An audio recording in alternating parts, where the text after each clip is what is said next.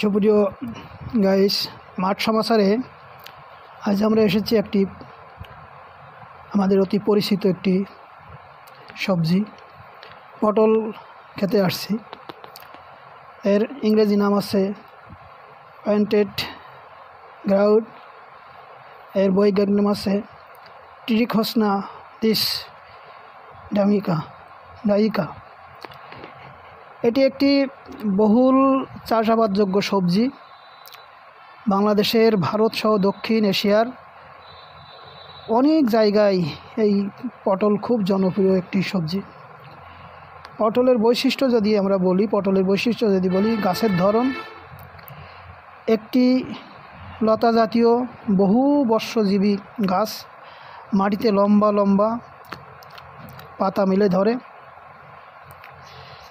তারপরে পাতা হৃৎপিণ্ড আকৃতি এবং ডিম্বাকৃতি, সবুজ এবং কিছুটা খসখসে ধরনের হয়। ফুল, এই পটলের ফুল সাদা রঙের ছোট ছোট ফুল হয়। পটল গাছে আলাদা আলাদা পুরুষ ফুল ও স্ত্রী ফুল জন্মায়। অধিকাংশ সময় দেখা যায় চাষিরা এই পুরুষ ফুল নিয়ে স্ত্রী ফুলের সঙ্গে সংযোগ ঘটায় অধিক ফলন উৎপাদন করতে পারে। তারপরে আসে ফল। এই ফলটি ডিম্বাকৃতি বা লম্বাটে সবুজ রঙের হয়।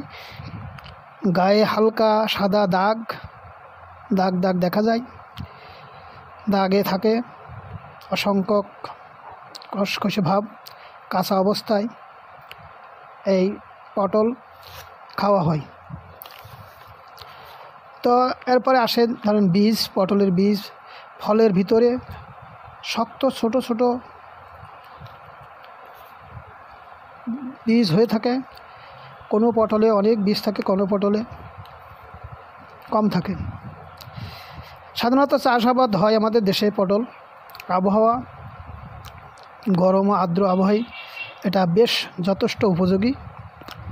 মাটি দোআঁশ বা বেলে মাটিতে প্রচুর পরিমাণে পটল জন্মাতে দেখা যায়। প্রজনন সাধারণত কাণ্ডের কলম বা শিকড় থেকে চারা তৈরি করে চাষ করা হয়, কারণ বীজ থেকে চারা নিলে ফল ধরতে অনেক দেরি হয়, যার জন্য সরাসরি কাণ্ড বা শিকড় থেকে এর চাষাবাদ করা, প্রজনন করা বেশি সহজসাধ্য সময়। সাধারণত এই পটল আমরা গ্রীষ্ম থেকে বর্ষা পর্যন্ত এ চাষ দেখতে পারি। আর উপকারীর কথা যদি বলাই, পটল একটা পটল হজমে দ্রুত সহায়তা করে। তারপরে এতে ভিটামিন এ, সি ও ক্যালসিয়াম ও আয়রন থাকে, যথেষ্ট পরিমাণ আয়রন থাকে। এ পটল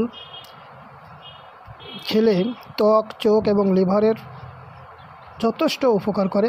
এর জন্য মানুষই পটল খায়। চর্বি এবং ক্যালোরি কম থাকায় ডায়াবেটিস রোগীদের জন্য অত্যন্ত একটা ভালো। তো সাধারণত পটল আমাদের দেশের অধিকাংশ জায়গায় হয়ে থাকে। আর বিশেষ করে আমরা যশোর অঞ্চলে, আমাদের অঞ্চলে প্রচুর পরিমাণে পটল হয়। তো আজকে এই ছিল আমাদের পটল নিয়ে একটি প্রতিবেদন। ধন্যবাদ সবাইকে।